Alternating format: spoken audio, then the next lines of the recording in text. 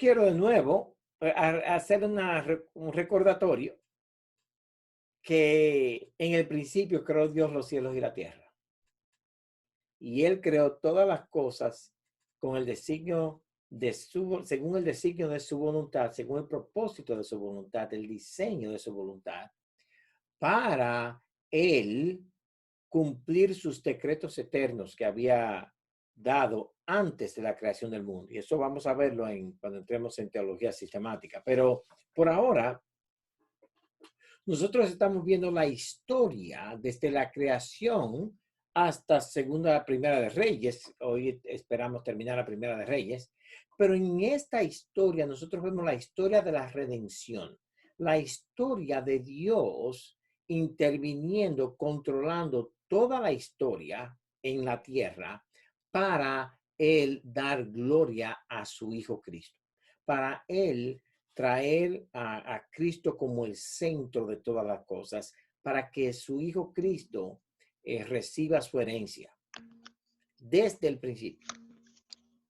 Y vemos que cuando el hombre cae, ya Dios tenía la respuesta para el pecado. El pecado no sorprendió a Dios. O sea, Dios no dijo, ay, ¿qué vamos a hacer ahora? No, Él había decretado todas las cosas para Él llevarse la gloria y bendecir a su pueblo, a los que de antemano escogió como su pueblo. Y esto es algo que debemos tener presente, porque en la historia que estamos viendo en el Antiguo Testamento, básicamente lo que estamos viendo es el canal histórico que Dios usa para traer a su Hijo Cristo, el Redentor, el Mesías, Emmanuel, Dios con nosotros.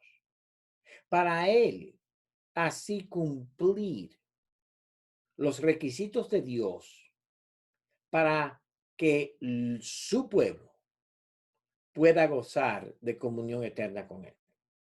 Entonces, si nos perdemos eso en las Escrituras, vamos a perder el hilo de la Escritura. Y cuando perdemos el hilo de la Escritura, nosotros caemos en la trampa de ver detalles separados, no unidos. Y como hemos visto, la Biblia es un libro, es una unidad, aunque es una serie de libros escritos por muchos autores. Entonces, el hombre cae. Dios promete que el enemigo va a ser destruido al final, que la simiente de la mujer va a destruir al enemigo, va a aplastar la cabeza del enemigo, aunque el enemigo, el Satanás, la serpiente, va a herirlo a él en el calcañar.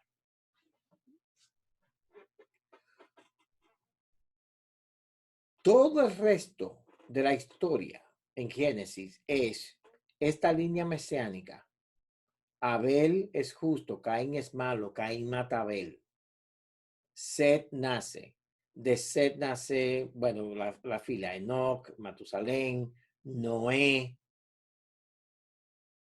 De Noé, el diluvio, todos son destruidos.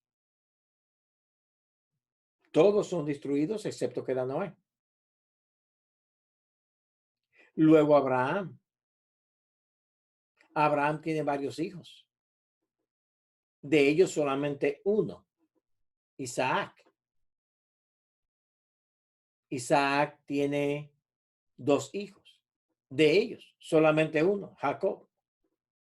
Jacob tiene 12. De ellos, solamente uno está en la línea mesiánica, Judá. Llegan a Egipto. Forman una nación grande. Moisés es escogido para guiar al pueblo, para sacar al pueblo de la esclavitud. Después de las 10 plagas, el pueblo sale. Dios le da comida, agua en el desierto, lo lleva a un monte, monte Sinaí, donde le da sus leyes. Esas leyes tienen implicaciones para el pueblo, para el propósito por el cual o para el cual Dios formó esta nación.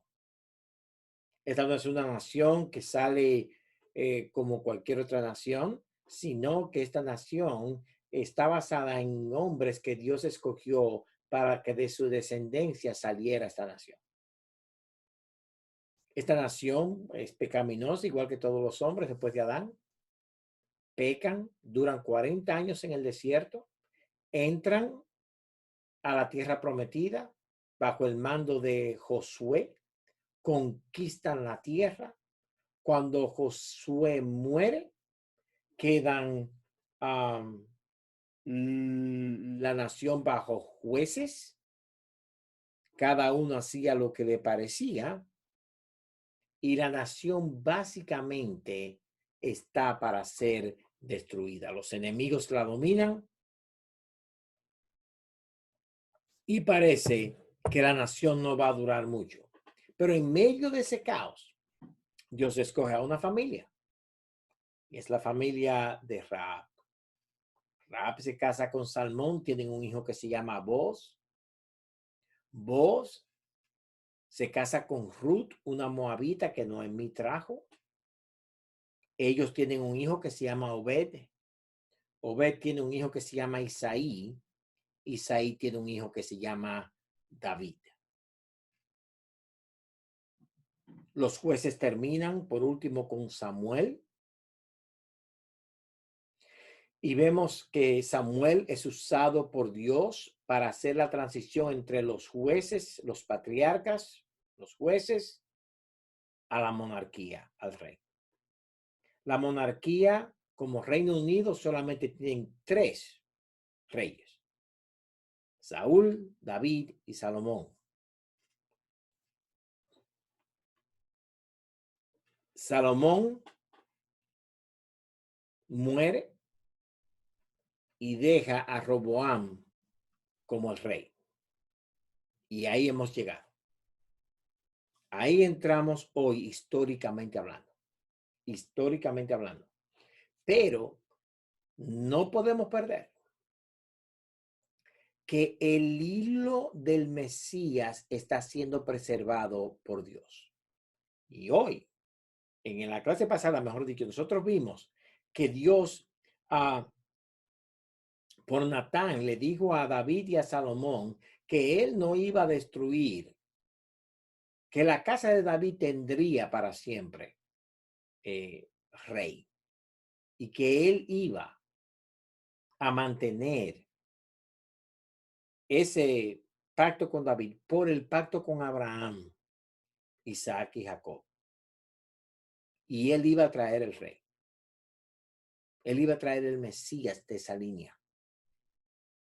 Y aunque David cometió errores, pecados malísimos, y aunque Salomón también lo hizo, nosotros vemos cómo Dios preserva la línea. Ahora,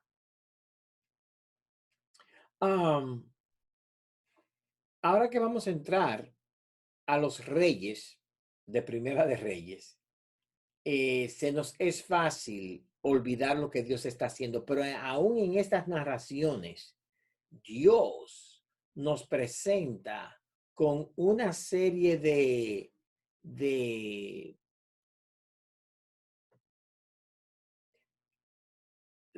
textos aquí y allí de parte de los profetas o alguien que dijo algo que nos trae la mente otra vez a la línea dorada del Mesías.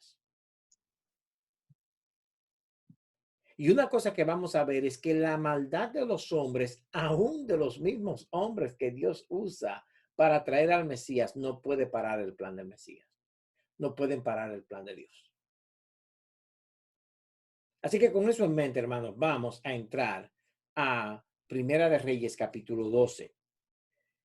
Antes de entrar a Primera de Reyes, capítulo 12, si alguien tiene alguna pregunta o algo que quieran tener, pues este es un buen tiempo para hacerla, de algo que tenga que ver con lo que hemos visto hasta ahora. Recuérdense que para levantar su mano pueden hacerlo poniendo raise hand abajo. Charles Pérez Vargas. Edward, Charles. Permiso. Dígame, Charles. José, cuando usted se refiere a 3 monarcas, ¿por qué los demás reyes no se cuentan como monarcas? No, yo dije 3 monarcas, Saúl, David y Salomón, dentro del Reino Unido. Okay. Pero ahora vamos a entrar al Reino Dividido. El hermano Rafael Guerrero, el pastor Rafael. Sí, por favor, buenas noches. Buenas noches, mi hermano. ¿Cómo está usted? Dios le bendiga. Muy bien. He tenido muchos inconvenientes para entrar y la persona que dijo su hijo que está por entrar con otro equipo. Ese es usted. Soy yo, comienza con D, no sé bien el número. Ok. Es mi equipo del trabajo y el otro no funcionó y quise entrar por eso. Pues, Ed, ahora estoy en el teléfono, pero es muy incómodo. Claro, no se preocupe. Yo lo acepté. Ya lo aceptaron, Gracias. hermano Rafael. Qué Gracias, bueno. gracias. De nada.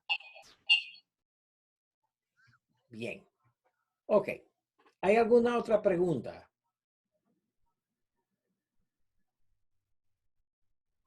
Muy bien.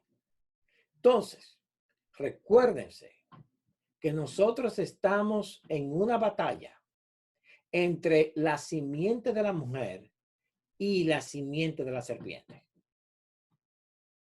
No estoy hablando de simiente de la serpiente, sino con la simiente de la mujer contra la serpiente. Y en todas estas cosas, el faraón, los enemigos, los madianitas, los filisteos, los amonitas, todos quieren destruir la simiente de la mujer.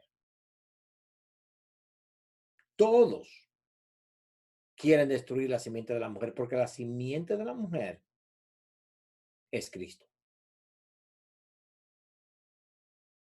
Entonces, esta historia del Antiguo Testamento básicamente nos da a conocer cómo Dios preservó el canal para que el Mesías llegase, 1, y 2, cómo Satanás y sus malignos siempre han querido destruir. El dragón tratando de destruir la simiente de la mujer. Y Jesús le llama a él dragón, la serpiente antigua. Así que no podemos perder esta batalla. Déjeme darle un texto más al respecto.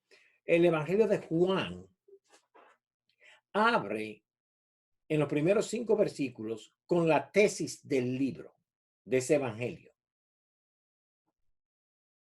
En el principio era el verbo, y el verbo era con Dios, y el verbo era Dios. Este era en el principio con Dios. Todas las cosas por él fueron hechas, y sin él nada de lo que ha sido hecho fue hecho. En él, en el verbo, estaba la vida, y la vida era la luz de los hombres. La luz en las tinieblas resplandece, y las tinieblas no prevalecieron contra ella. Luz, tinieblas. Eso es una batalla desde el principio. Pero la luz gana. La luz gana. Si perdemos esa perspectiva en las Escrituras,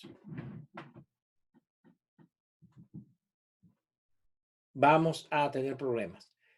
Una pregunta de las clases anteriores es, ¿por qué Débora gobernó a Israel? Débora nunca gobernó a Israel. Eso no es correcto. Débora fue con Barak a una batalla. Pero Débora, en cierto modo, nunca fue gobernadora de Israel ni nada por el estilo. Entonces, regresen de nuevo a Jueces y vean cómo ella misma le dice a Barak, mira, tú tienes que venir conmigo. Tú tienes que venir conmigo. Ahora, el hecho de que ella aún fuera líder en esa batalla junto con Barak, tenemos que tener cuidado, hermanos, cuando nosotros queremos agarrar algo como eso y poner a Débora como un ejemplo de por qué Débora podría ser pastor hoy. Y tenemos que tener cuidado con eso porque eso no es bíblico. Pero Débora solamente es una profetisa que instó a Barak a que tomara las riendas como juez para libertar a Israel que Dios le había dado a él. Así que, bien. Si hay alguna otra pregunta, no, a la 1, a las 2 y a las... Oh, alguien, Martín, ¿usted tiene una pregunta? Martín. No, estaba viendo que el hermano de 19 estaba levantando la mano, pero no a través de la reacción, sino ahí está. Ok. Es el hermano Rafael. El hermano Rafael, de 19. Sí, sí, Hermano Rafael, dígame. sí, solamente es un comentario con relación a Débora. Usualmente se toma por ahí, como quien usted dice, alado por la greña, como decimos en Dominicana, para querer justificar, ¿verdad?, el ministerio pastoral femenino. Pero hay que tomar en cuenta algunas informaciones. Primero, los profetas, los jueces, los reyes no eran sacerdotes. Los sacerdotes eran los encargados del culto, del templo, ¿verdad? De las cosas sagradas, por así decirlo. Y nunca hubo sacerdotisa en Israel. Nunca hubo sacerdotisa, aunque se habla de profetisas, se habla de Débora que fue con Barak y algunos quieren usar eso. Pero es importante tomar en cuenta que lo equiparable en cierto modo con el ministerio pastoral sería el sacerdocio, en cierto modo. No solamente en cierto modo, que es así. De hecho, todo lo que tenía que ver con la adoración en Israel era bien designado por Dios, y sabemos lo que le pasó a Usa por no hacer lo que era correcto, y sabemos lo que le pasó a Saúl por tomar una responsabilidad sacerdotal de dar los sacrificios que no era de él. Exactamente. Sí, muy buena intervención, hermano Rafael, gracias. Y por eso estamos aquí con pastores con experiencia. Para que me... Disculpen que lo que yo no tengo experiencia en la tecnología y me pierdo todos los lunes después que el muchacho estamos en los hogares. No se apure, que para el tiempo que lleguemos a Dominicana ya vamos a tener la tecnología buena y vamos a poder transmitir todo. Bien. Primera de Reyes, capítulo 12. Saúl muere. David muere. Salomón muere. Y pasa algo como Dios lo había dicho. El reino iba a ser dividido. Ya nosotros vimos, aún en el tiempo de David, que Dios había dicho que él iba a dividir el reino. Que él iba a eliminar una sección de Israel. Y aquí tenemos ahora el cumplimiento histórico de esas cosas, cuando hay una división. ¿Cómo pasó esa división? Recuérdense que desde Primera de Samuel, capítulo 8, hasta Primera de Reyes, capítulo 11, el reino está unido bajo 3 reyes. Bajo 3 reyes.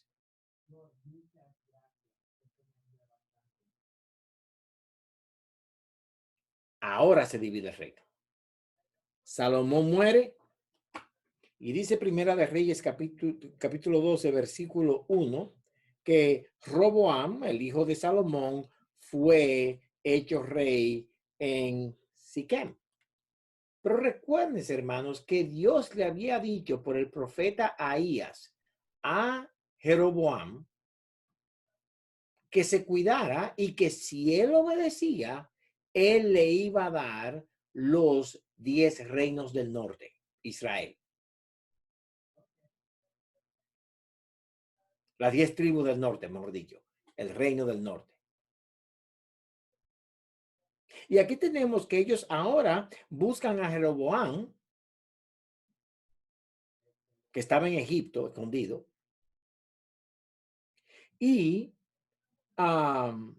porque había oído delante del rey Salomón, porque Salomón sabía lo que iba a venir y quería matar a Jeroboam para que esa división del reino no pasara. Jeroboam llega donde Roboam y le dice él a Roboam en el versículo 4, representando ahora a Israel, le dice, tu padre agravó nuestro yugo, mas ahora disminuye tú algo de la dura servidumbre de tu padre y del yugo pesado que puso sobre nosotros y te serviremos. Jeroboam dice, mira, a mí el profeta me dijo que yo iba a ser rey de las 10 tribus, pero yo quiero hacer lo correcto. Si tú, Roboam, haces lo correcto y quitas el yugo pesado de nosotros, te serviremos. No tienes que temer. Y él le dijo, Roboam, el hijo de Salomón, le dijo, váyanse y vuelvan en 3 días.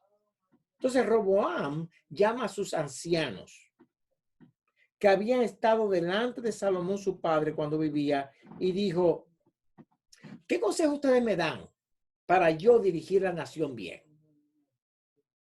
Y ellos, versículo 7, le hablaron diciendo, si tú fueres hoy siervo de este pueblo y los sirvieres, y respondiéndoles buenas palabras les hablares, ellos te servirán para siempre. Óigame bien lo que los sabios ancianos le dicen a Roboam. Si tú fueres hoy siervo de este pueblo y los sirvieres, y respondiéndoles buenas palabras les hablares, ellos te servirán para siempre.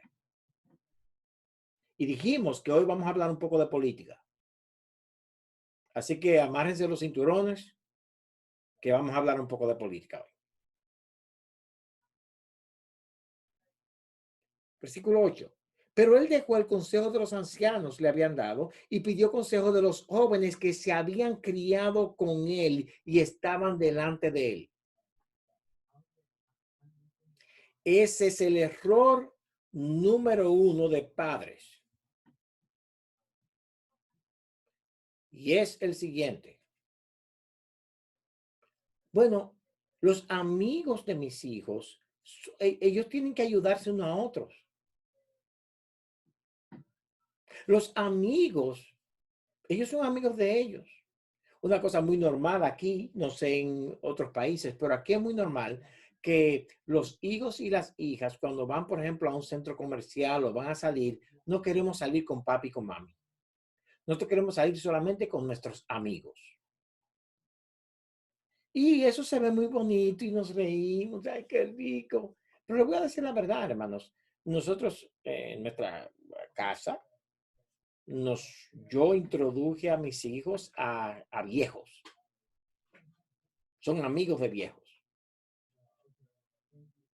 Uno de los mejores amigos que mi hijo, que tiene 24 años hoy, en esta edad, pero uno de sus mejores amigos fue el hombre que inventó el motor nuclear para los submarinos de la naviera de los Estados Unidos. Murió de 84, casi 85 años. Y nosotros íbamos donde él solamente a hablar como amigos. La idea de que tus amigos de tu misma edad, teenagers, adolescentes, te van a dar buen consejo, es un disparate. Y yo sé que quizás hay algunos jóvenes y algunas jóvenes escuchándome y dicen, yo sabía que este hombre era un viejo retrógrado. Yo sabía que era un recalcitrante. Yo sabía que al fin y al cabo me iba a poner un yugo al cuello. tan bien que se veía hasta esta noche. La verdad, hermanos, es que desafortunadamente hoy un joven de 40 años no sabe lo que piensa. Óigame lo que dije, hermano, un joven de 40 años.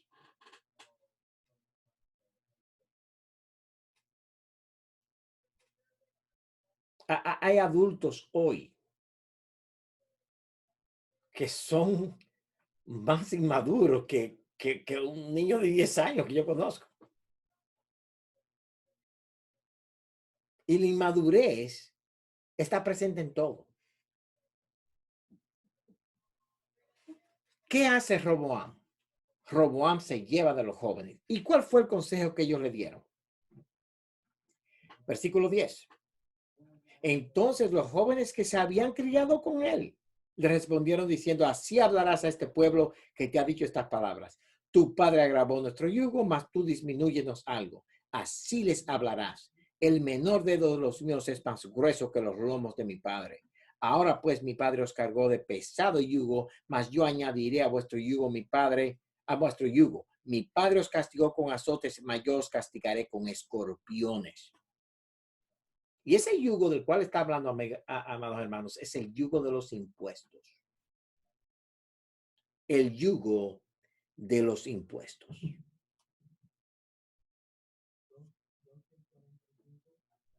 Déjeme decir algunas cosas al respecto. Los impuestos sobre la nación, sobre una nación, indica lo que hay en un gobierno, ya sea bueno o malo. Un gobierno con impuestos altos es un gobierno malo. Un gobierno con impuestos altos es un gobierno malo. Porque, como dijo los ancianos, si tú fueres hoy siervo de este pueblo y lo sirvieres, te va a ir bien. El gobierno que da libertad. Edward Michaelis, creo que están tratando de entrar. Bien. Los impuestos indican si un gobierno está sirviendo al pueblo o sirviéndose del pueblo. Siempre. Entonces nosotros tenemos un problema en nuestras naciones latinas. Nosotros hemos caído en la trampa de creer que el gobierno debe resolver nuestros problemas.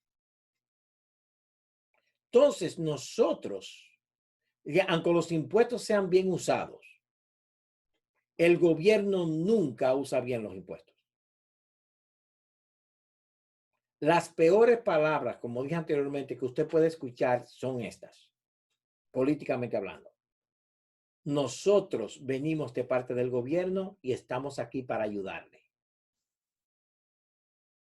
No hay nada, en lo absoluto nada que el gobierno haga con eficiencia ni bien en el servicio del pueblo.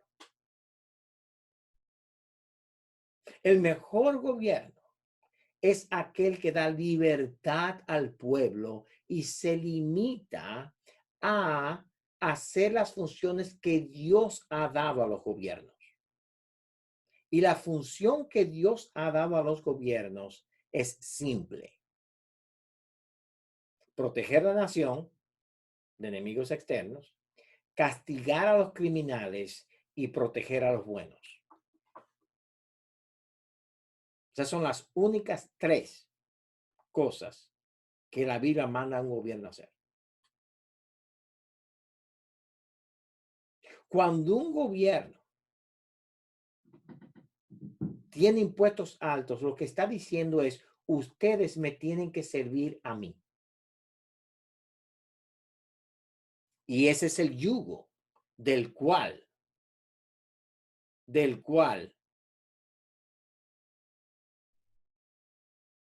los ancianos le dijeron a Roboam, no caigan en esa trampa. Si le pones una carga impositiva alta, si los haces tus esclavos, se van a rebelar más tarde o más temprano.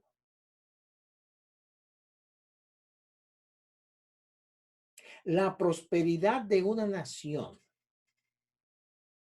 solamente se alcanza cuando los ciudadanos son libres para ellos trabajar y disfrutar del fruto de su labor.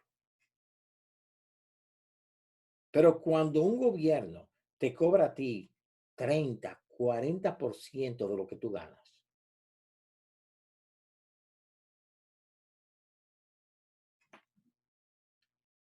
tú no puedes prosperar. Entonces, en realidad, tú no eres más que un esclavo de la clase gobernante.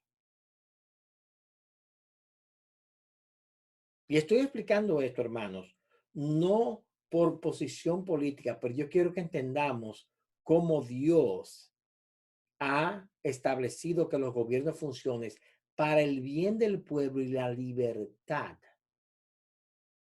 de sus individuos. Porque es en esa prosperidad individual y esa libertad individual que el evangelio avanza más. De hecho, en 1 Timoteo capítulo 2 dice que debemos orar para que los gobernantes nos dejen vivir tranquilamente. El que no trabaja, que no coma. Pero ¿cómo va a comer bien cuando el que trabaja, la mitad de lo que hace es para el gobierno? Y cada vez que usted ve un gobierno con altos impuestos, usted ve una clase gobernante bien rica y abusadora. Y eso es lo que pasó con Roboam. Roboam se llevó de los consejos de los jóvenes. Ellos nunca habían trabajado, se criaron junto con Roboam, viviendo del rey, de la riqueza de Salomón.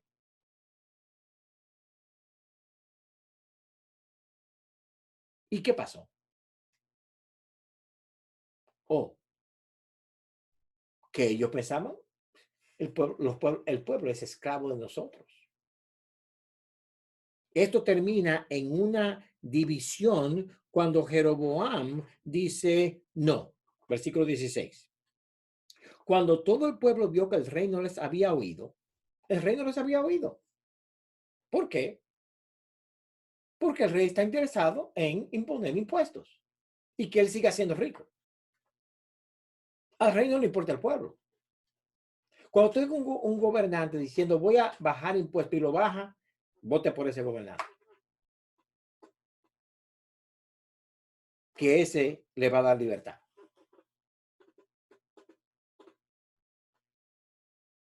Cuando el pueblo de Israel, y estamos hablando aquí del grupo de las tribus que estaban en el norte, aunque todavía eran una nación,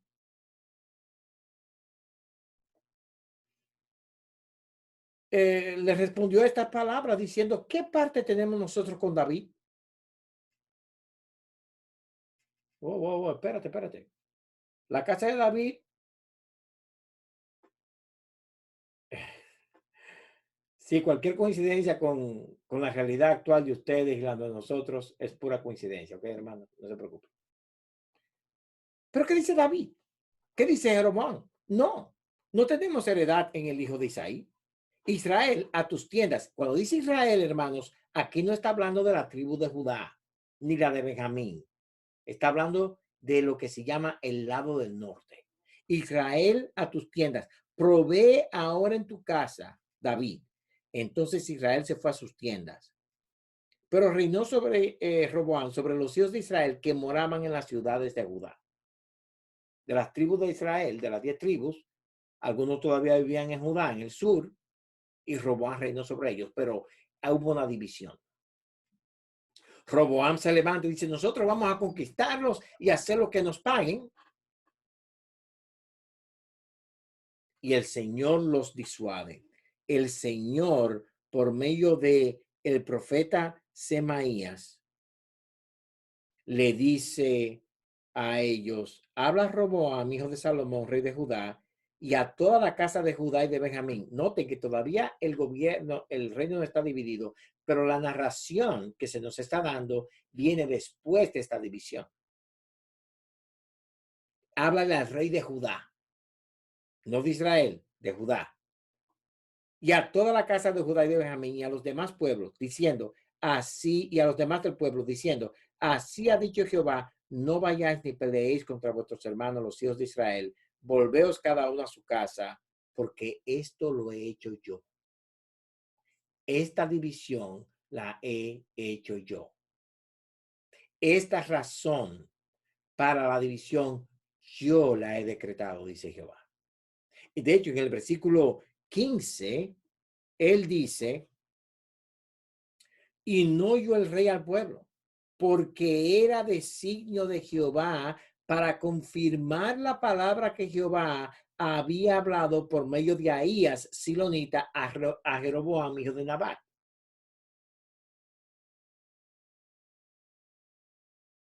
Esto no se va a dar. ¿Por qué? Dios lo ha decretado. ¿Por qué? Porque son sus propósitos. Y eso, hermanos, debe darnos un gran aliento a nosotros. Cuando los gobiernos son abusivos, Dios sabe lo que está haciendo. Nosotros no tenemos que tomar, ir y matar a un presidente. No. Dios sabe lo que está haciendo. Y Dios defiende a su pueblo.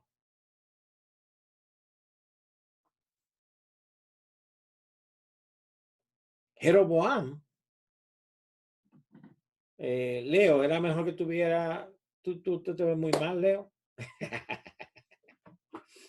Jeroboam, entonces, cuando se ve ya como, sí, qué bien. Cuando Jeroboam se ve entonces como rey en Israel, en el norte, ¿qué él hace? En vez de llevarse de lo que Jehová le dijo: mira, yo te voy a dar a ti el rey, las 10 tribus. Obedéceme, sígueme, yo te haré prosperar. Lo primero que hace Jeroboam está en el versículo 25. Entonces reedificó Jeroboam a Siquem en el monte Efraín y habitó en ella. Saliendo de allí, reedificó a Penuel. Efraín, y creo que fue Charles que 4 o 5 clases atrás preguntó acerca de eso. Efraín, aunque es una de las tribus Efraín y Manasés de José, Efraín llegó a llamarse el reino del norte, Israel. Al igual que Judá se llama el reino del sur. Y aquí tenemos el monte Efraín ahora. Allá Jeroboam hace reedificó a Siquem en el monte Efraín. Digo Jeroboam en su corazón, versículo 26, ahora se volverá el reino a la casa de David. Y si este pueblo subiera a ofrecer sacrificios en la casa de Jehová en Jerusalén, porque el corazón de este pueblo se volverá a su señor Roboam, rey de Judá, y me matarán a mí, se volverán a Roboam, rey de Judá. Y a Jeroboam se le olvidó lo que Dios le había dicho. Si tú haces lo correcto, no te preocupes. Entonces, ¿qué él dice? Yo no quiero que el pueblo se vaya a adorar en Jerusalén como debe hacerlo. ¿Qué voy a hacer yo? Déjame hacer nuestro templo aquí con todas las cosas que necesitamos para adorar aquí. Wow. Mire lo que hace en el versículo 28. Y habiendo tenido consejo, hizo el rey 2 becerros de oro. Amados hermanos, ¿dónde hemos escuchado eso otras veces?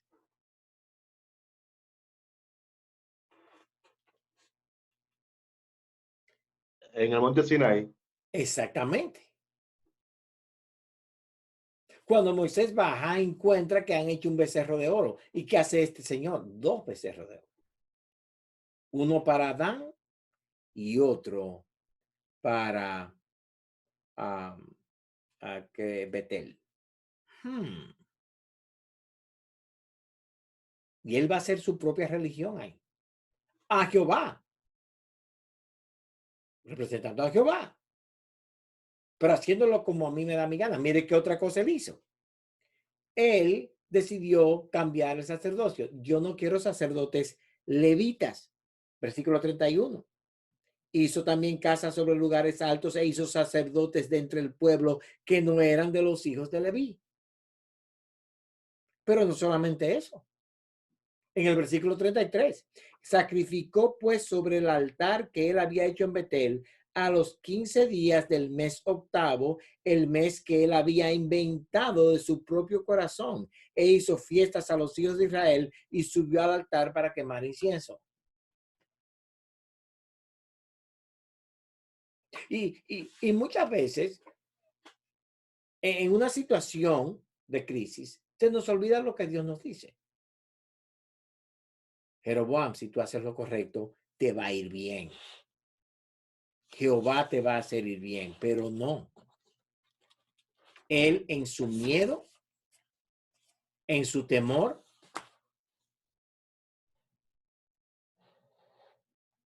hace todas estas cosas. En el capítulo 13 nosotros vemos que Dios todavía él extiende misericordia y paciencia a Jeroboam y le advierte en los versículos 1 al 3. He aquí que un varón de Dios por palabra de Jehová vino a Judá, a Betel, y le dijo a él, aquel clamó contra el altar por palabra de Jehová y dijo, altar, altar, así ha dicho Jehová, he aquí que la casa de David nacerá un hijo llamado Josías, el cual sacrificará sobre ti a los sacerdotes de los lugares altos que queman sobre ti incienso, sobre ti quemarán huesos de hombres. Y aquel mismo día dio una señal diciendo, esta es la señal de que Jehová ha hablado. He aquí que el altar se quebrará y la ceniza que sobre él esté se derramará. Y qué cosa que ese mismo día se cumple la señal. Porque inmediatamente Jeroboam extiende la mano para apresarlo y la mano de Jeroboam se seca. El Señor se la cura. Pero la maldición cae sobre Jeroboam. Ahora, este profeta tan poderoso de Dios, que tiene la palabra de Dios, que vio cómo Dios respondió, ese mismo profeta en los próximos versículos desobedece a Dios, yéndose por un camino. Yo le digo, no te vayas por el mismo camino, vete por otro camino, no vuelvas, no comas, no hagas nada ahí. ¿Y qué hace él? Él se va por otro camino como Jehová lo mandó. Hasta que un profeta se le mete en el medio. Y le dice, mira, yo soy profeta. A mí Dios me reveló que tú podías comer conmigo.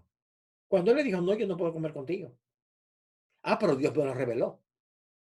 Arrabasaba, chuki chuki, priki prika, jarra, bufa, jaja. Óyeme, si este hombre está hablando lenguas angelicales, hay que oírlo.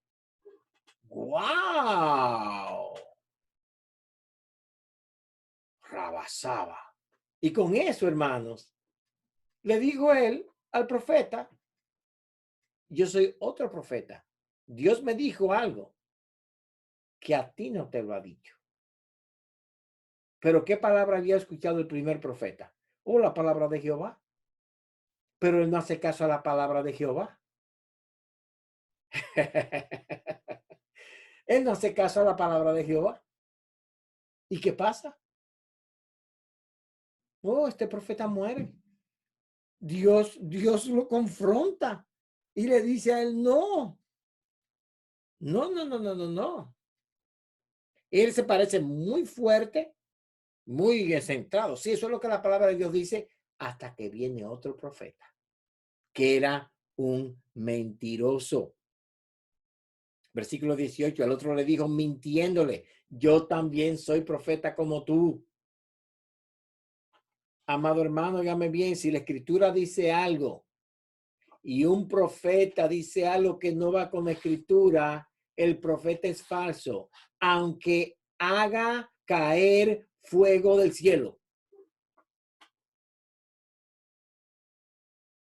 Nosotros confiamos en la palabra de Dios como está escrita. Desde Génesis hasta Apocalipsis. Más nada. Si a usted le hace falta una visión y una rabachabachura, eso es problema suyo. De hecho, una de las oraciones que yo hago muchas veces por otros pastores es que el Señor les dé a ellos palabras de su palabra, no palabra de ellos. Que cuando prediquen, hablen palabras de la palabra. Que no se salgan de ahí.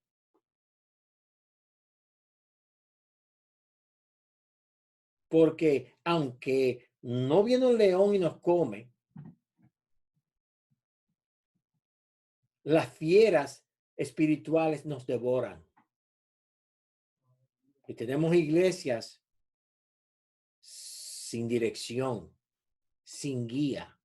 ¿Por qué? Porque la guía de ellos está basada en la palabra de hombres, no en la de Dios.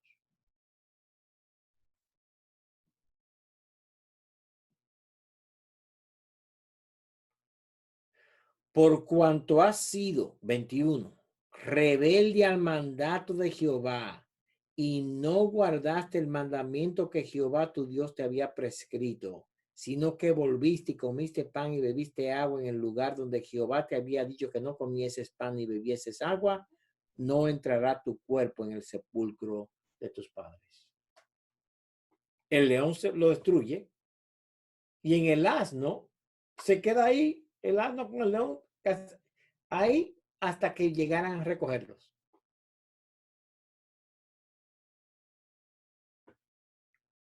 Tenemos que tener cuidado, hermanos, cuando nosotros empezamos a salirnos de la palabra de Dios. Y a pesar de todas estas cosas, a pesar de lo que le pasó a Jeroboam, que la mano se le secó y le fue restaurada y la señal del altar y de la ceniza se dio, este capítulo 13 termina diciendo Jeroboam no hizo caso a la palabra de Dios. Jeroboam siguió.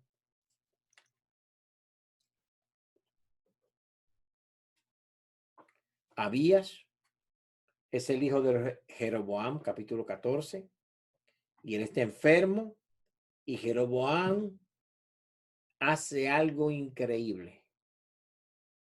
Él manda a su mujer y dice, mira, yo sé que Ahías es un profeta de Dios. Él fue que me profetizó a mí todas estas cosas.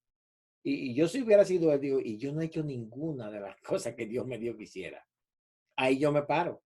Pero no. Yo voy a seguir empecinado en desobedecer a Dios, pero quiero que el profeta de Dios me ayude con mi hijo. Y lo interesante es que la mujer llega donde Ahías y versículo 6, cuando Ahías oyó el sonido de sus pies, al entrar ella por la puerta, dijo, entra, mujer de Jeroboam. ¿Por qué te finges otra? He aquí, yo soy enviado a ti con revelación dura. Hermano, aquí una lección interesante. ¿Cuántos de nosotros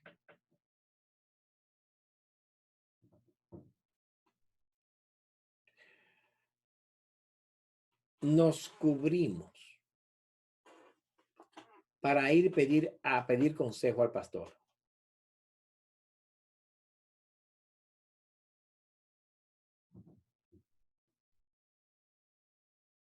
Y nosotros a veces creemos como que Dios no ve quiénes somos.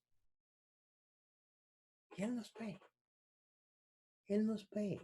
Él sabe lo que hay en nuestros corazones.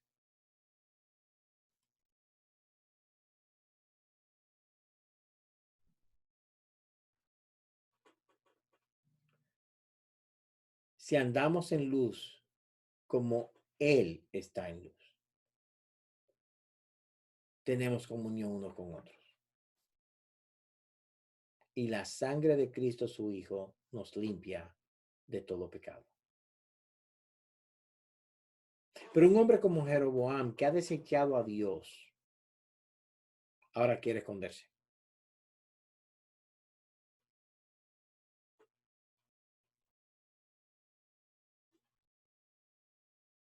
El hijo cae enfermo, la palabra es dura y hay dos maldiciones. Primero, en los versículos 10 al 13, hay una maldición en contra de Jeroboam. Por tanto, es aquí que yo traigo mal sobre la casa de Jeroboam y destruiré de Jeroboam todo varón, así el siervo como el libre en Israel, y barreré la posteridad de la casa de Jeroboam como se barre el estiércol hasta que sea acabada.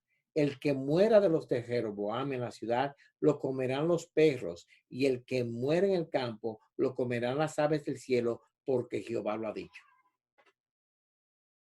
Jeroboam, yo te dije a ti, si tú me seguías, tú ibas a tener larga vida y iba a tener descendencia. Yo te iba a establecer en tu reino. Ahora ni tu descendencia va a llegar a nada. Va a ser destruido. Y yo quiero que hagan una nota mental o en su papel, los que están tomando notas. Yo no sé cuántos de ustedes toman notas, pero debieran tomar notas. Porque muchos de ustedes no me han mandado el resumen de los libros. Y yo los estoy esperando. Al final del año, la maldición de Josué caerá sobre vosotros. Pero, ¿qué pasa aquí? Que Dios corta a Jeroboam. Dios corta a Jeroboam de manera personal, pero también hay una maldición nacional.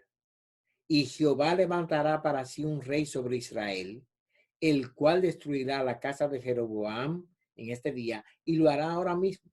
Y Jehová sacudirá a Israel al modo que la caña se agite en las aguas, y él arrancará a Israel de esta buena tierra que había dado a sus padres, y los esparcirá más allá del Éufrates, por cuanto han hecho sus imágenes de acera, enojando a Jehová, y él entregará a Israel por los pecados de Jeroboam, el cual pecó y ha hecho pecar a Israel. Israel, 10 tribus del norte, yo los voy a destruir. Quedarán en ruinas. Quedarán en ruinas.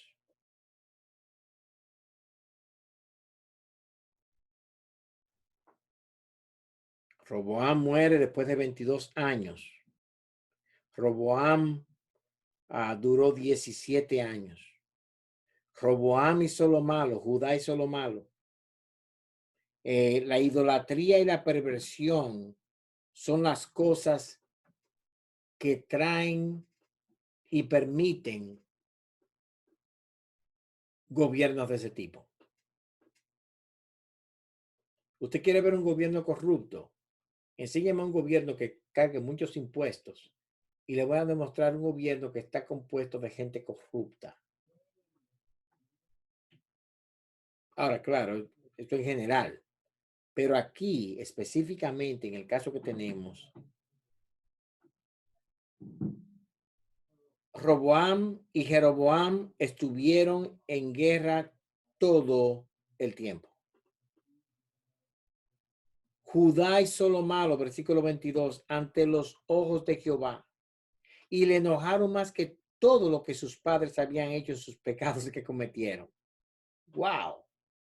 porque ellos también se edificaron lugares altos, estatuas e imágenes de acera en todo collado alto y debajo de todo árbol frondoso.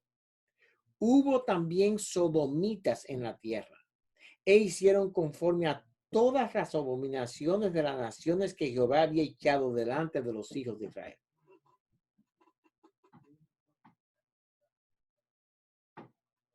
Wow. Ahora, la corrupción, la idolatría está en todo lugar y la corrupción, especialmente moral, la corrupción sexual, es lo normal.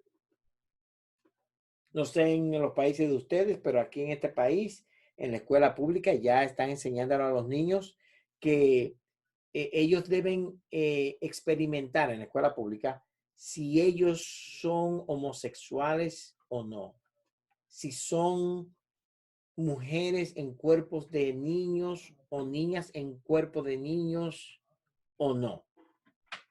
Y eso en la escuela pública.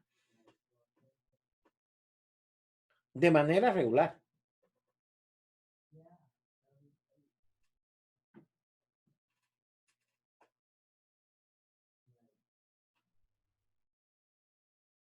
(31) Durmió Roboam con sus padres. Fue sepultado con sus padres en la ciudad de David. El nombre de su madre fue Naama, amonita, y reinó en su lugar Abiam, su hijo. Abiam reinó 3 años e hizo lo malo delante de Jehová. El versículo 3 resume el reino de Abiam. Reino sobre Judá, Estamos en Israel, en Judá. Reinó 3 años en Jerusalén. El nombre de su madre fue Maaca, hija de Abisalom. Algunos dicen que esto era Absalón. Versículo 3, capítulo 15, hermanos. Y anduvo en todos los pecados que su padre había cometido antes de él, y no fue su corazón perfecto con Jehová su Dios, como el corazón de David su padre. Más, versículo 4, mas por amor a David, Jehová su Dios le dio lámpara en Jerusalén, levantando a su hijo después de él y sosteniendo a Jerusalén. Por cuanto David había hecho lo recto ante los ojos de Jehová, y de ninguna cosa que le mandase se había apartado en todos los días de su vida, salvo en lo tocante a Urías Eteo. ¿Cómo? Que David hizo todo lo bueno excepto con Urías Eteo. Bueno, eso es lo que la palabra de Dios dice. Pero el punto aquí es que Abiam no es eliminado por la promesa de Jehová a David. No por Judá, no, por la promesa de David. ¿Qué promesa es esa? La promesa del rey, la promesa del Mesías. La línea mesiánica no puede ser rota.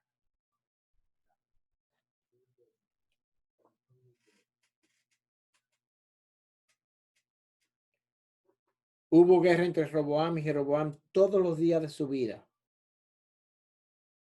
En el año 20, versículo 9 de Jeroboam, rey de Israel, Asa comenzó a reinar sobre Judá y reinó 41 años en Jerusalén. El nombre de su madre fue Maaca, hija de Abisalom, y es la misma mujer. Sí, pero aquí es la abuela, la reina madre. No era su madre biológica.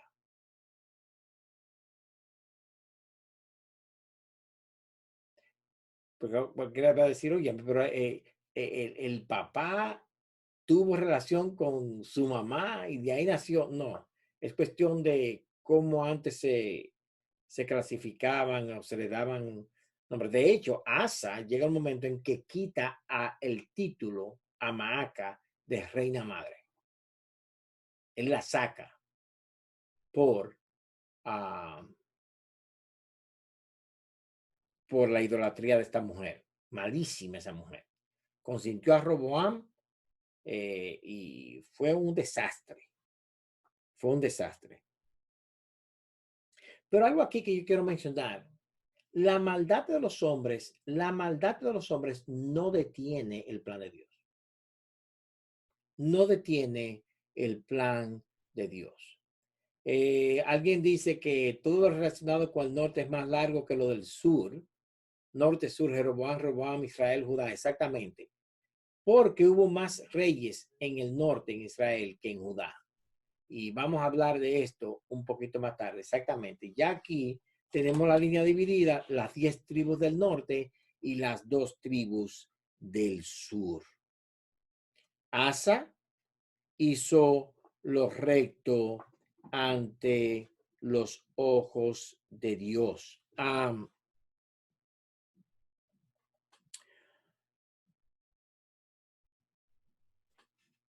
Asa hace se ve amenazado. Asa se ve amenazado y hace una alianza, esa es la palabra que estoy buscando, una alianza con, con Siria. Interesante el asunto de él, porque él hace esta alianza para defender a Israel y tiene éxito. Tiene éxito. El reino del norte no puede conquistar al reino del sur. Pero déjame decir el reino de Asa, que dice que hizo lo recto ante Jehová. Versículo 10. Reinó 40 años en Jerusalén. El nombre de su madre fue Maaca, hija de Abisalom. Asa hizo lo recto ante los ojos de Jehová como David su padre, porque quitó del país a los sodomitas y quitó todos los ídolos que sus padres habían hecho. Asa hace lo contrario a su padre. Y eso, hermanos, debe darnos aliento. ¿Tienes tú algún hijo o una hija que no es creyente? Óyeme, Dios lo puede salvar aún de un padre tan perverso como Roboam. ¿Tienes tú un hijo, una hija que óyeme, tú no le ves chance? Dios, mire, hermanos, no hay nadie que el evangelio no pueda alcanzar. Haz tú lo correcto ante Dios. Haz tú lo correcto ante Dios.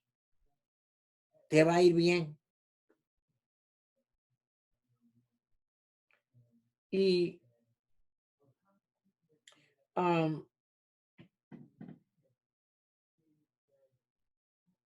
entonces son malísimos. Pero Dios en esa maldad hace que su gracia brille. Doblemos nuestras rodillas por nuestros hijos, nuestras hijas, los hijos e hijas de otros hermanos que conocemos que no conocen al Señor. ¿Lo salvará Dios? Yo no sé, pero es el único chance que tienen. Y Dios es bueno.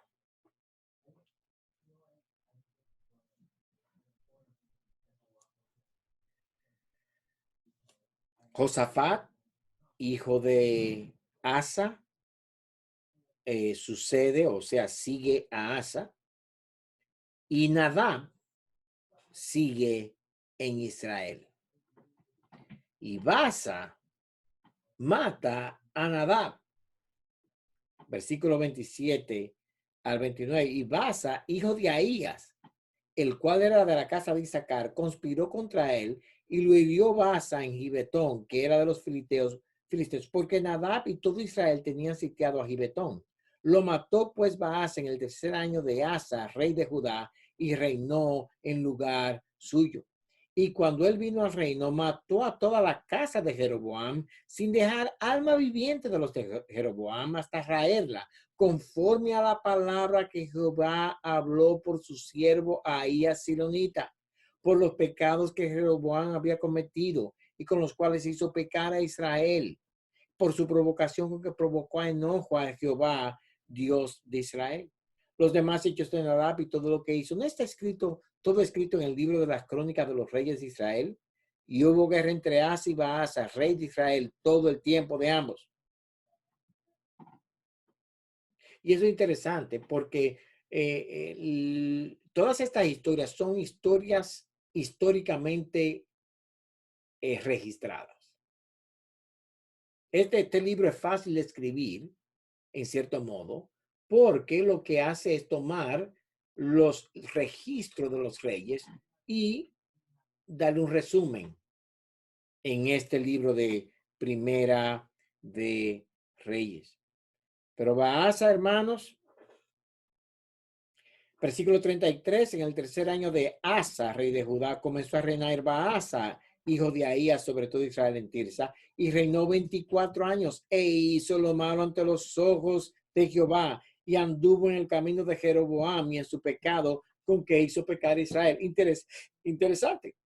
Baasa mata a Nadab, que mató a quien quitó la casa de Jeroboam, quita la casa de Jeroboam. Y uno diría, wow, parece que él se hartó de la maldad de Jeroboam y va a hacer lo correcto. No, hace lo mismo. ¿Qué hace Dios? Dios responde con una maldición a Baasa. Vino palabra de Jehová a Jehú, capítulo 16, contra Baasa, diciendo: por cuanto yo te levanté del polvo, te puse por príncipe sobre mi pueblo Israel, has andado en el camino de Jeroboam y has hecho pecar a mi pueblo Israel, provocándome a ira con tus pecados, y aquí yo barreré la posteridad de Baasa. Ya no hay Jeroboam, ya no hay Nadab. Ahora Baasa es quitado. Zimri viene y elimina la casa de Baasa.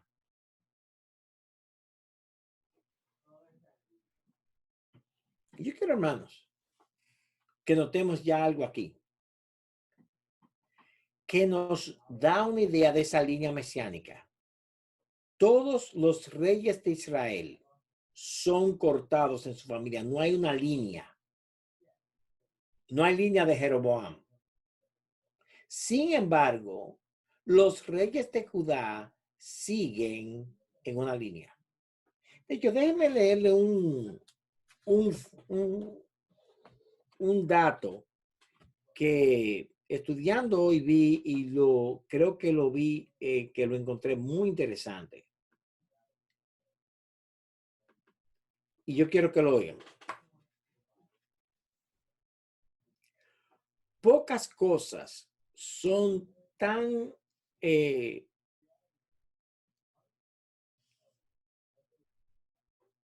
extraordinarias como la estabilidad de la dinastía de David en Jerusalén y la excesiva inestabilidad de las dinastías en el reino del norte. Una familia, la de David, retuvo el trono en Jerusalén por más de 400 años, pero en Israel hubo 9 cambios de dinastías en el espacio de 250 años. Y hermanos, esto no es más que un testimonio de las promesas de Dios a David. Por el testimonio de David, por el testimonio de Dios a David, las promesas de Dios a David, su reino se mantiene, reyes en Judá hasta 400 años. En el norte, Israel, nada. 9 diferentes cepas, 9 diferentes dinastías que Dios cortó, que Dios cortó. Pero en los versículos 29 y 30, algo pasa.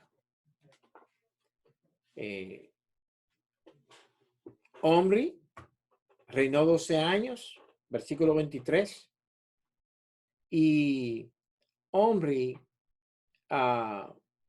fue un rey malo también. Y Omri, versículo 25, hizo lo malo ante los ojos de Jehová e hizo peor que todos los que habían reinado antes de él. Pues anduvo en todos los caminos de Jeroboam, hijo de Nabat, en el pecado con el cual hizo pecar a Israel, provocando la ira de Dios. Y Omri muere.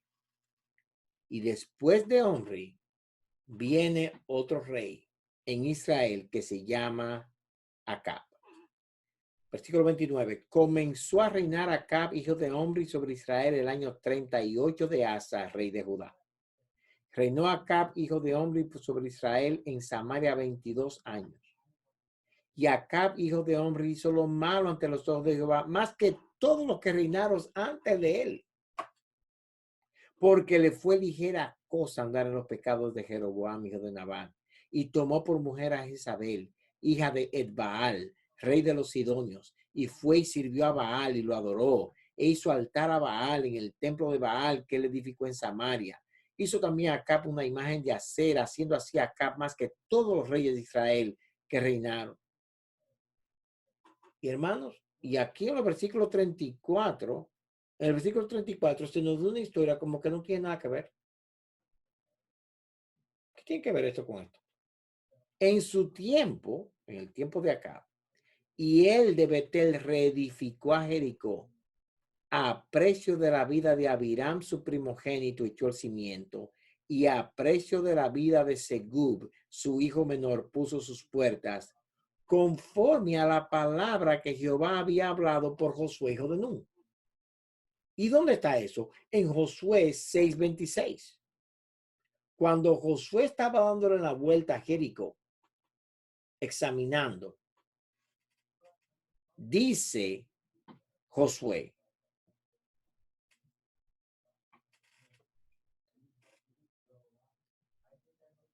consumen el fuego la ciudad, la queman, y dice el versículo 26, Josué 6:26, en aquel tiempo hizo Josué un juramento diciendo, maldito delante de Jehová el hombre que se levantara y reedificara esta ciudad de Jericó. Sobre su primogénito echa los cimientos de ella y sobre su hijo menor asiente sus puertas. Exactamente lo que hace y él. Y ese texto como que está flotando ahí. Pero lo que Dios quiere que nosotros veamos es que aún los detalles más pequeños de sus promesas y de sus maldiciones no se olvidan. Nosotros, hermanos, no podemos jugar al pecador porque Dios no va a bendecirnos.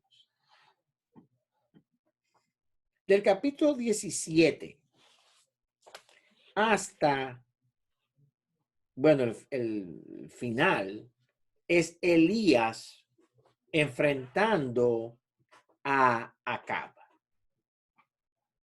Y esto se convierte en historia que nosotros sabemos de Elías contra los sacerdotes en el Monte Carmel. Yo me acuerdo como joven que cuando leí la historia, yo me reí por horas. Yo soy un poco visual. Y yo me imaginé a Elías alentando a estos sacerdotes, échenle más agua, burlándose de ellos. No sé por qué me dio risa, pero Dios se burla de los impíos. Dios se burla de los impíos. Y es el único que tiene derecho a burlarse. Así que no se burle usted. Pero Jehová lidia con Acab aún. Él le da aún ciertas extensiones de su misericordia a ver si él, pero no.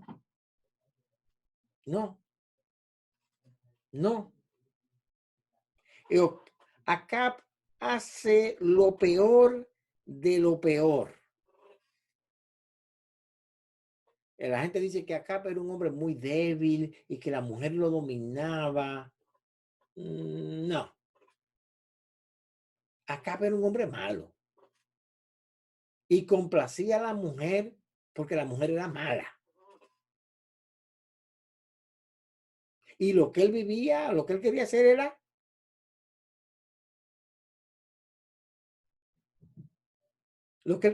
era burlarse de Dios. Y si él era malo, la mujer era mala. Aquí no hay víctimas.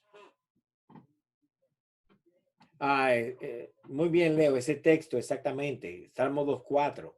Habla que Dios se reirá de ellos. Dios se burla de los reyes que se levantan contra su Señor. Y aquí tenemos una serie de reyes, hermanos, de Israel y de Judá, levantándose en contra de Jehová. Y Jehová se ríe de ellos. Ahora, Josafat fue bueno. Asa fue bueno.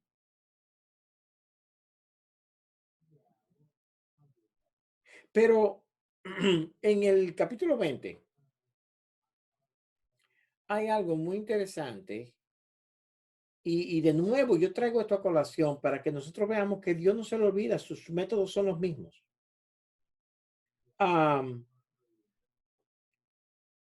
El rey de Siria le dice Jehová a Acab, versículo 9, Ben-Hadad viene y él dice, decid al rey mi señor, haré todo lo que mandaste a tu siervo al principio, mas esto no lo puedo hacer.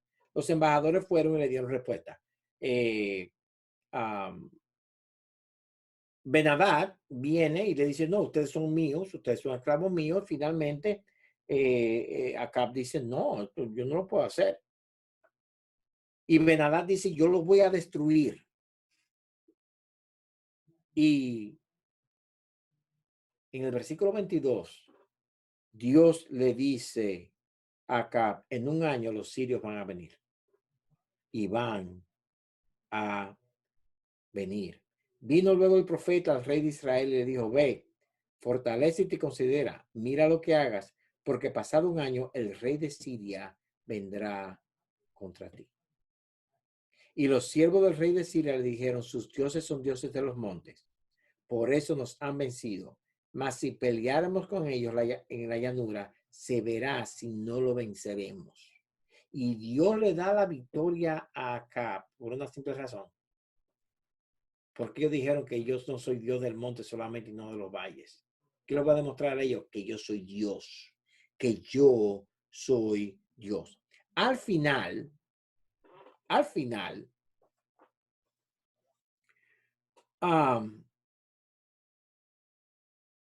de esto, en el versículo 41, nosotros vemos que Israel comete el mismo anatema que cometió Saúl.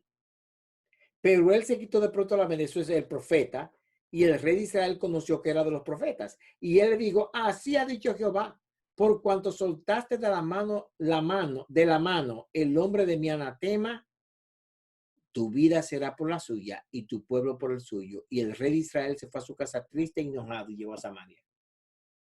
Y Dios más tarde dice, no se lo voy a hacer pagar a Acab en el tiempo de Acab.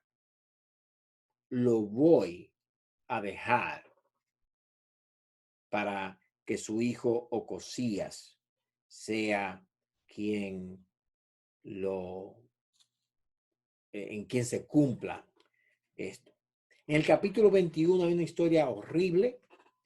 Acab quiere una viña, Nabot dice que no, Y Jezabel dice, eso es mía, no te apures, yo lo voy a mandar a matar. Y ella se confabuló, hicieron acusaciones contra él y lo mataron y le quitaron la viña. Y Jehová habla irritado a esta gente y han incitado por su mujer a la maldad. Miren lo que el 25 y 26 dice. A la verdad ninguno fue como Acab, que se vendió para hacer lo malo ante los ojos de Jehová, porque Jezabel su mujer lo incitaba. Él fue en gran manera abominable, caminando en pos de los ídolos, conforme a todo lo que hicieron los amorreos, a los cuales lanzó Jehová delante de los hijos de Israel. Y nosotros leemos eso y pensamos, wow,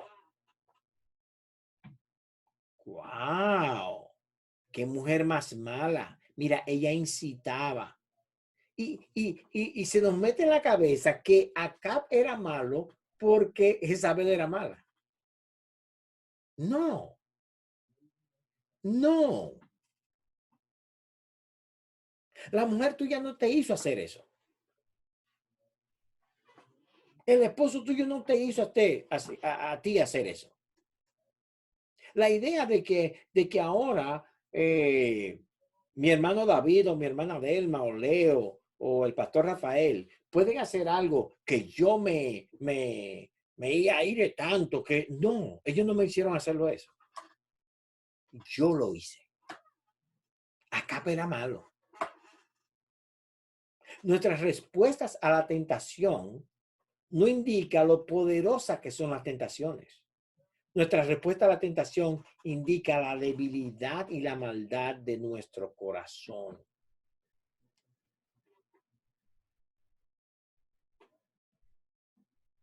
Sí, cuando iban a la guerra, iban a ir a una guerra en el 22, Josafat, habían 400 profetas de Acab diciendo que vayan a la guerra y uno, el profeta Micaías, que decía no.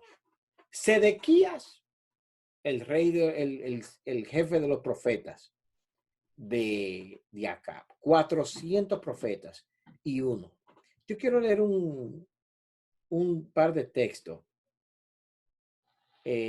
Cuando todos en el versículo 6 del capítulo 22 dan la misma cosa, vayan a la guerra, Josafat, y hermano, esto es una alianza entre Josafat, un rey bueno, con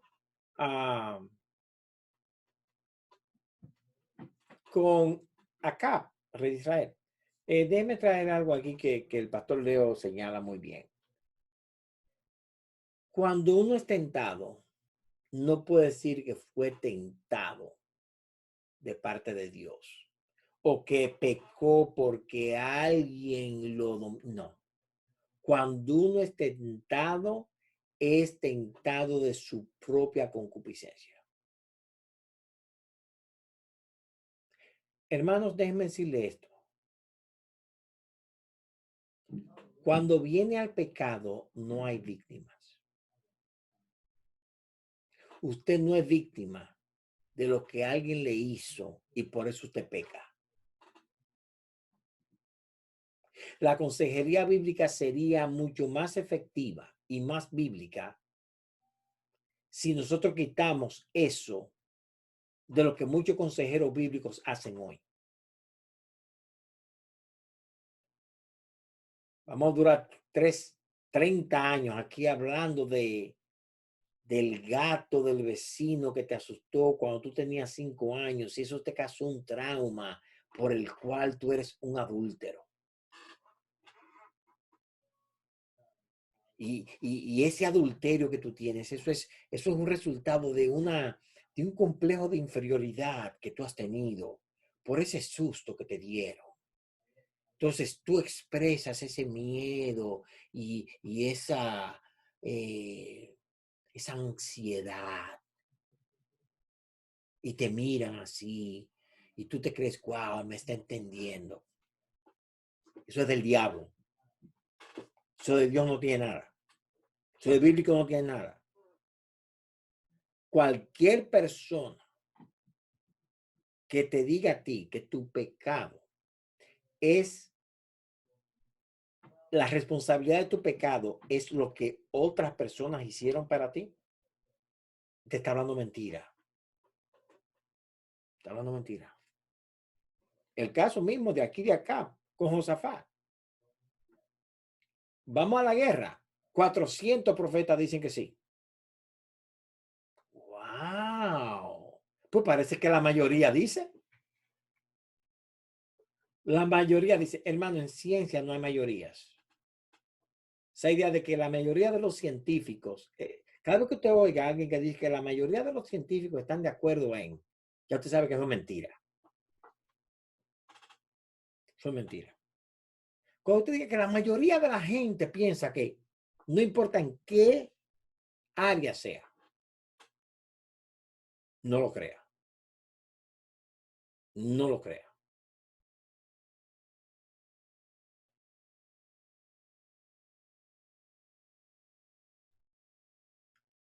Versículo 7. ¿Hay aún aquí algún profeta de Jehová por el cual consultemos? Josafat es un hombre que ama a Dios y dice, espérate, como que, sí, dice acá, sí, pero es uno que siempre me habla mal. Pues tráiganlo. Y traen a Micaías. Y a mí me encanta lo que Micaías hace. Y todos los profetas, versículo 12, profetizaban de la misma manera. Y el mensajero 13, que había ido a llamar a Micaías, le habló diciendo, mira, ven, y aquí la palabra de los profetas que vayan a la guerra, ven y dile lo mismo. No, Micaías, mira, por favor. Tú siempre te das una palabra de Dios y siempre contraria. Algún día, oye, sigue la corriente. No, tú no tienes que ser un señor que cause tanto problema todo el tiempo. Todo el tiempo tú estás siempre en contra.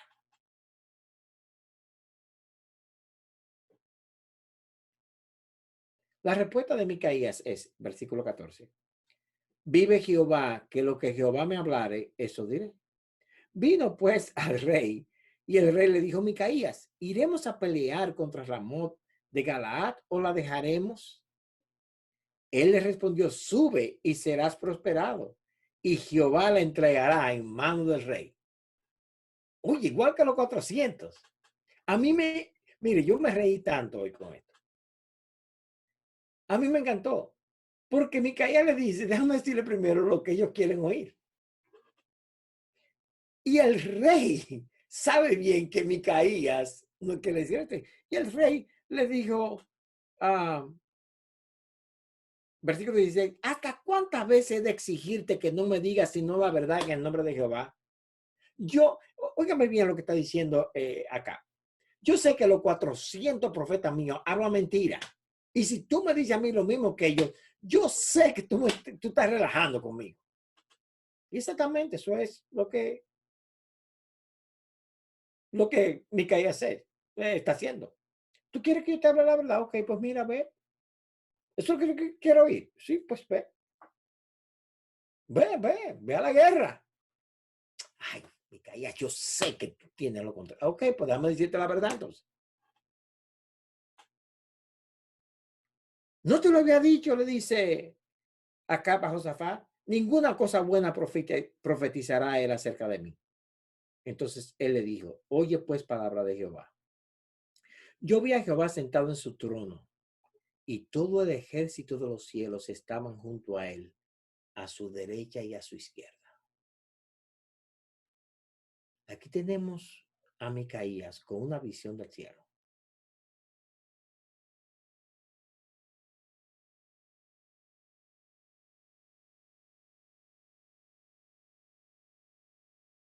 Y Jehová dijo, ¿quién inducirá a Acab para que suba y caiga en Ramot de Galaad? Y uno decía de una manera y otro decía de otra, y salió un espíritu. Se puso delante de Jehová y dijo, yo le induciré. Y Jehová le dijo, ¿de qué manera? Él dijo, yo saldré y seré espíritu de mentira en boca de todos sus profetas. Y él dijo, le inducirás y aún lo conseguirás. Ve pues y hazlo así.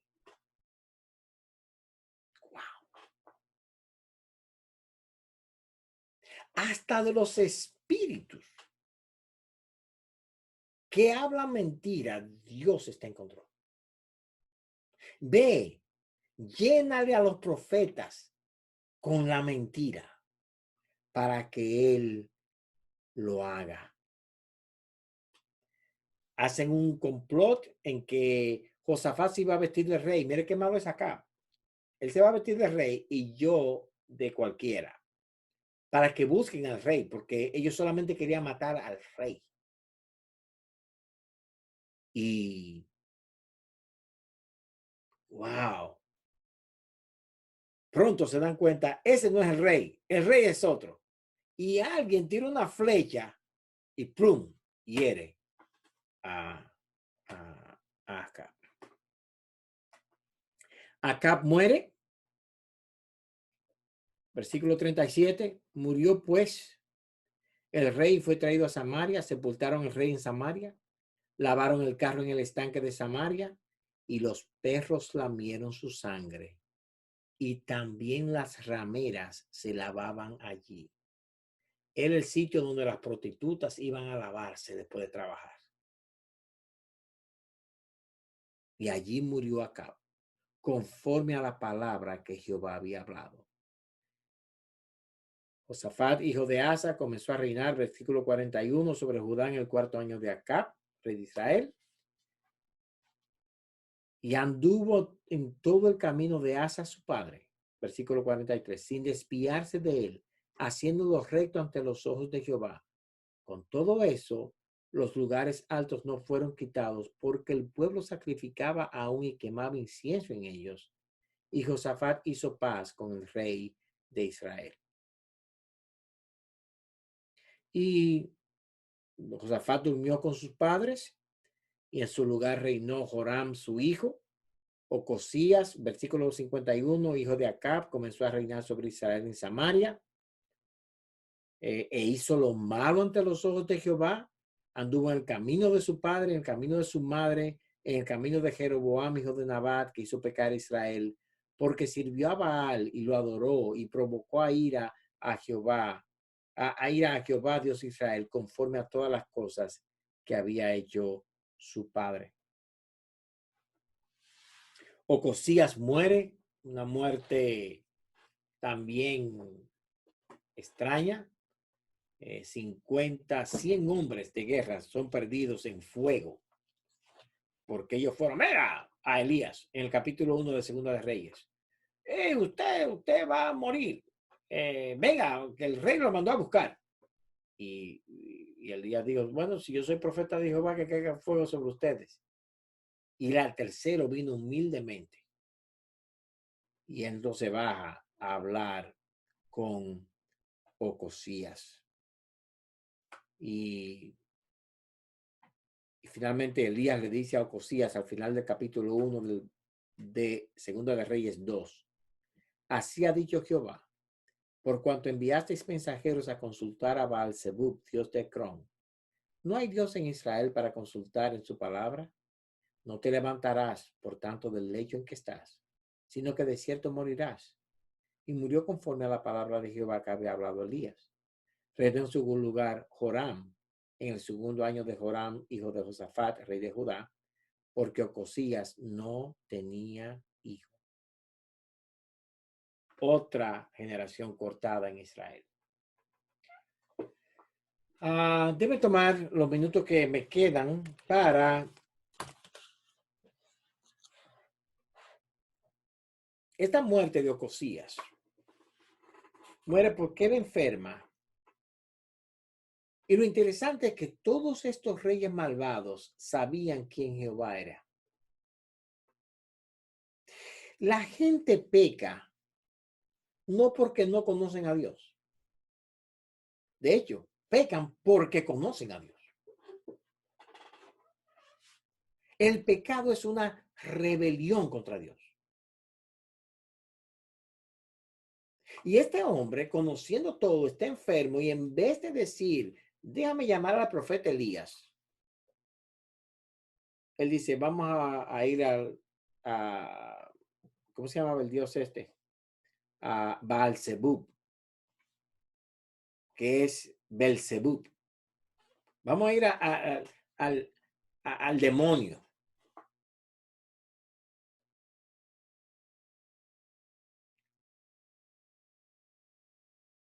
Déjeme decirle algo, hermanos.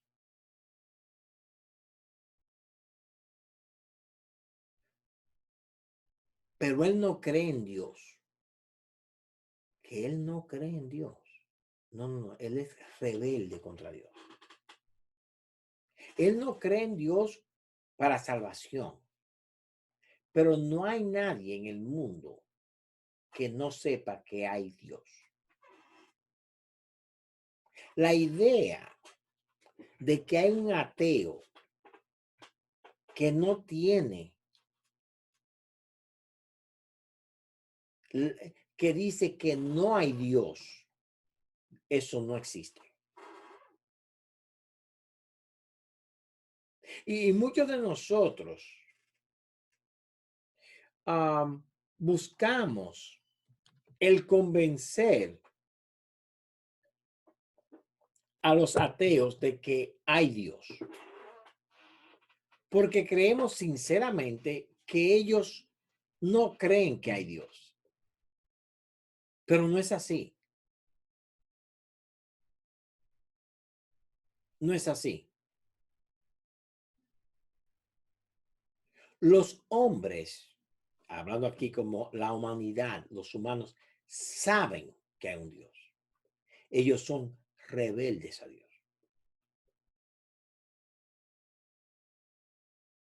Ocosías sabía que había Dios. Sabía que Dios tenía a su profeta. Pero era rebelde por la maldad de su corazón. El impío no cree en Dios en el sentido de no creer para salvación, por la maldad del corazón, no por ignorancia. Y muchas veces nosotros creemos que ganamos una discusión cuando probamos por la ciencia o por el orden. Y eso es bueno, hermano, yo estoy en contrario de eso. Pero cuidado, hermano, cuando nosotros creemos que si un ateo dice, ¿sabes qué? Me ha convencido de que hay un Dios. Él está en mejor posición que estaba antes. No. Hay solamente dos tipos de personas. Aquellos quienes creen en Cristo Jesús para salvación y aquellos que sabiendo que Dios ha provisto para su salvación en Cristo, rechazan a Cristo. Exactamente.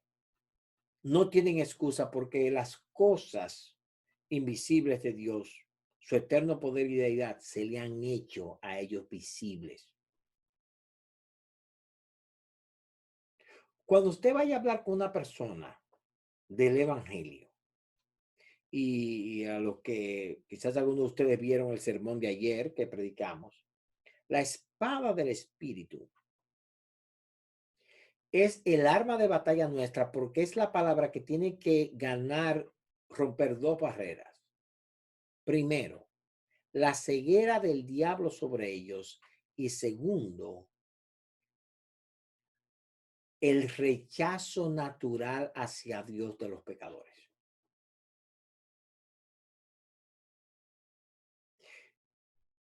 Pero ¿cómo es posible que se haya perdido? ¿Cómo es posible que niegue a Dios? No, no, no, no está negando a Dios. Sí, porque él dice que no hay Dios. No, no, no. Él lo que dice es que Dios no es alguien a quien él se va a someter. Son dos cosas muy diferentes. A cualquier ateo, por ejemplo, ahora tú lo oyes diciendo exactamente la dureza del corazón. Es un corazón endurecido contra Dios. Y los reyes de Israel, el del norte, en su gran mayoría, creo que hubo uno o dos que se repitieron, pero 99.999999 eran rebeldes a Dios. La rebeldía. No es que no creen que hay un Dios, es que son rebeldes a Dios. Cuando tú hablas con uno de ellos, siempre dicen, bueno, si existiera un Dios, no hubiera mal en el mundo. Este virus no hiciera esto. Espérate. Entonces el problema tuyo no es que tú no crees que hay un Dios. El problema tuyo es que lo que Dios está haciendo con el virus o lo que Dios está haciendo con esa calamidad, tú no estás de acuerdo con eso, que son dos cosas muy diferentes.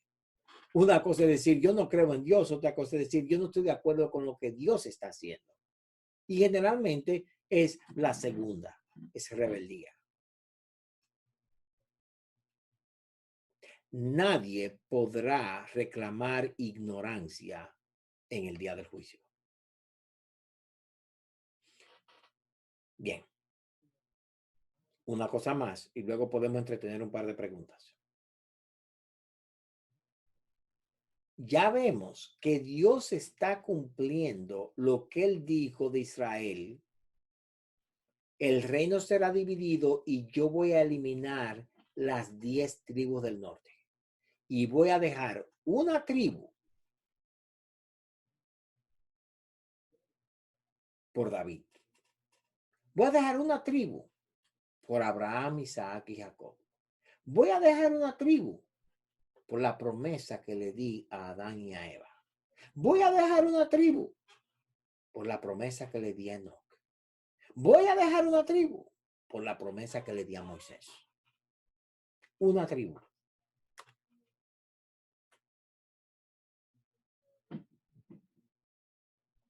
Y al final, bueno, en Segunda de Reyes, ustedes lo van a leer esta semana para la clase que viene, y usted verá que Asiria destruyó las 10 tribus.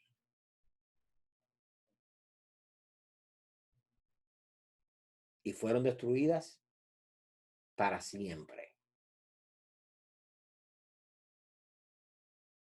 Para siempre. ¿Por qué? Porque se dedicaron a la idolatría y por dedicarse a la idolatría, a la perversión. A la perversión.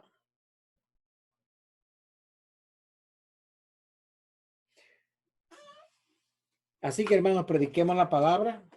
Como dice Leo, ya son las que dan testimonios de Cristo y Cristo es la única vía de salvación. ¿Rechazamos a Cristo o aceptamos a Cristo?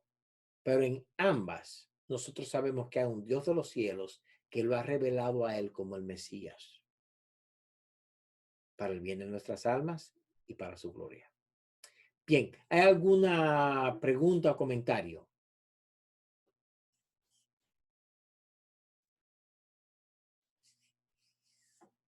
Pastores, pueden añadir cualquier cosa, quizá algún comentario que usted quería enfatizar o algo por el estilo. Sí, hermano.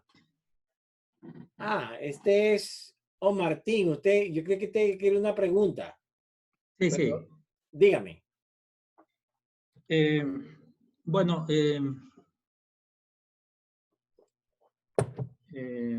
para los que llegaron tarde, perdón, ¿no? Martín. Para los que llegaron tarde, Martín es un hermano de Lima, Perú.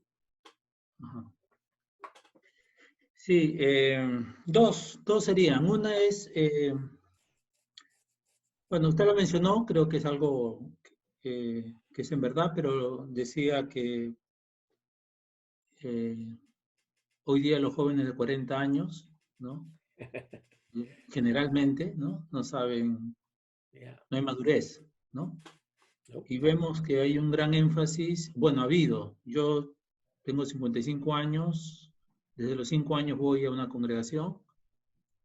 Y mi transcurrir en algunas iglesias ha sido ver esto, ¿no?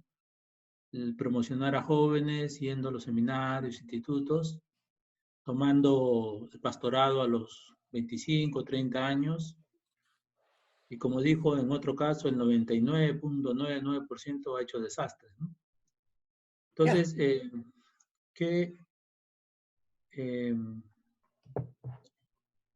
¿esto qué nos llevaría a hacer, no? O sea, ¿a qué nos deberíamos ver, no? Porque hay hermanos, esperar que ellos se casen, tengan matrimonio, tengan más testimonio, ¿cómo no? No. Sí, dígame.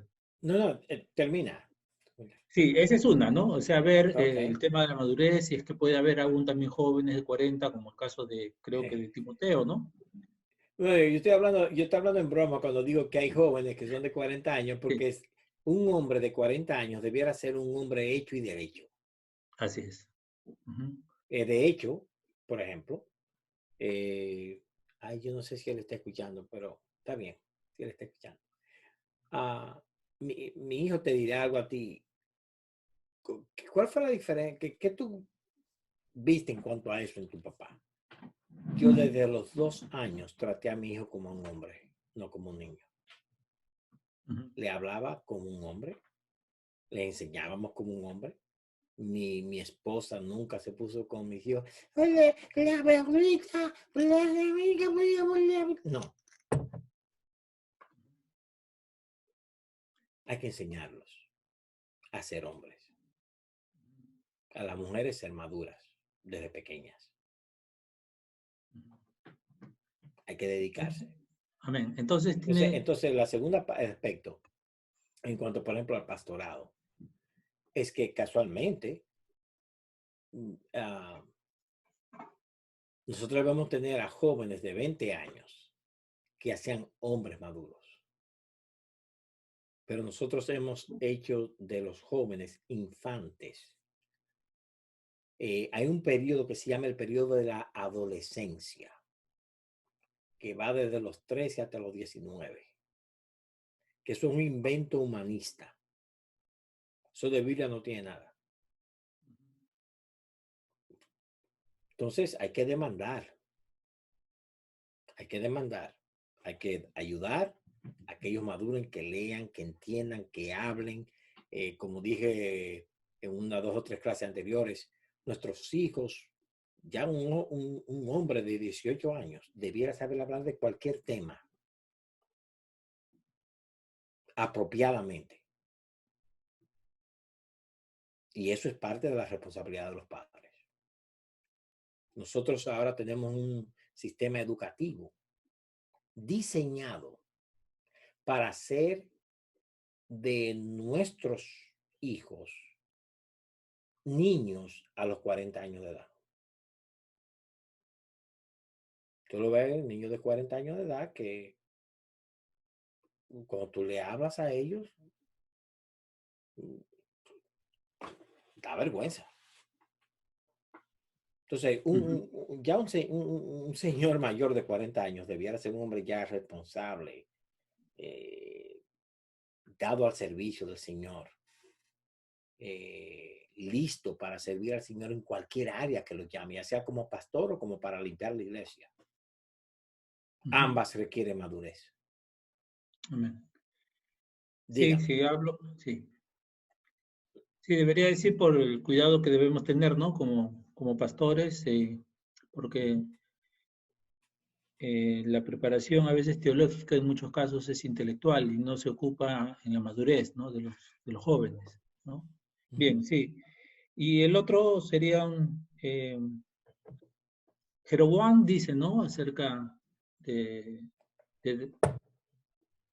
pide, ¿no? A Roboam acerca de que baje los impuestos, que baje, ¿no?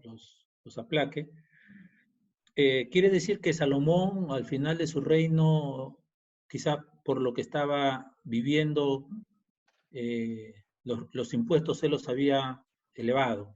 Sí, él los había elevado para hacer muchas cosas que hizo. La ventaja que Salomón tuvo es que la economía era tan grande que a la gente no le pesaba. Pero cuando la economía cae y los impuestos son altos, es un desastre. Ajá. O sea, su corrupción, la corrupción también de Salomón se ve en eso, ¿no? En la opresión al pueblo. Yo diría más en el caso de estos, en el caso de Salomón, él puso impuestos para construir el templo y una serie de cosas, pero, como digo de nuevo, la situación de Salomón era un poquito diferente, pero Salomón hizo mal en la carga impositiva que hizo con el pueblo. No había necesidad. Bien. Dios había establecido que el pueblo debía dar al templo y suplir esas necesidades sin coerción. Sin coerción. Déjame decirte algo más, San Martín, en cuanto, y así le podemos dar un chance a otros.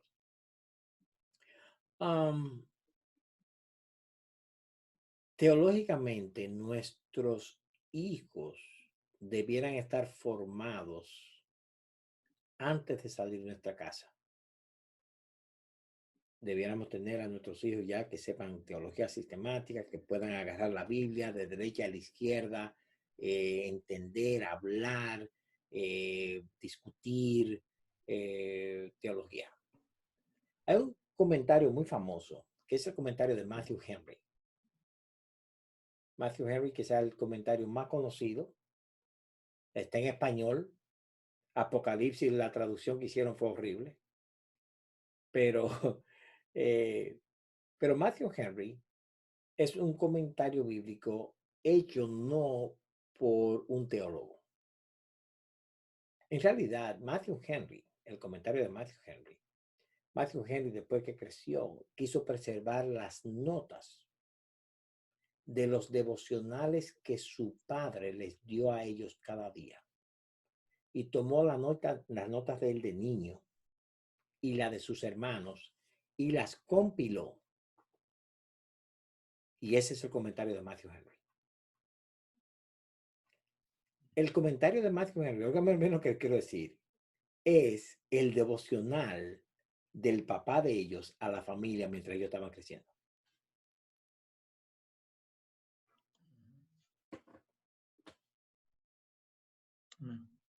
Sí. Bien, ¿alguna otra pregunta? ¿O comentario? Gracias. ¿Ah? Gracias, digo. Ok, bien, Martín. Encantado de conocerte y espero que te veamos otra vez. Bien, hermanos, no desmayemos en hacer el bien, en entrenar a nuestros hijos, en servir a nuestros hijos, en servir en la iglesia, servir en todo. Pastor, ¿en qué puedo servir? Dígame. Estamos aquí para servir al pueblo de Dios y hacerlo con gozo, sabiendo que eso es lo único que nosotros hacemos en respuesta de la obra de Dios en nosotros. Y esto es importante. Nuestra adoración, nuestro servicio a Dios es una respuesta natural a la obra de Dios en nosotros. Definitivamente Dios predicó el evangelio a estos reyes y ellos no hicieron caso. Exactamente, Pastor Rafael.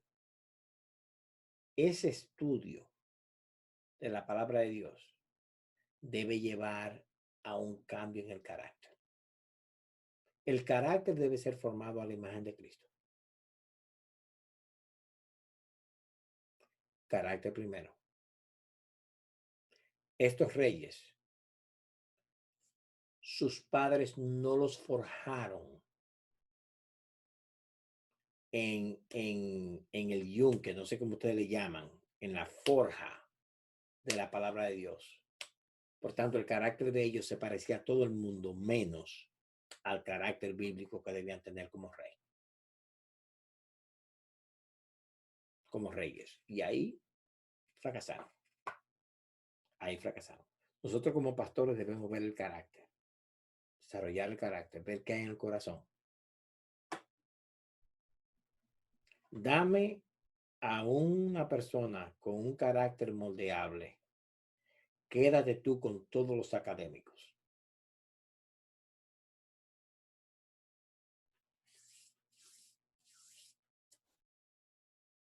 La academia es necesaria, pero no tanto como el carácter. Bien, hermano, que Dios los bendiga a todos. Buenas noches. Amén.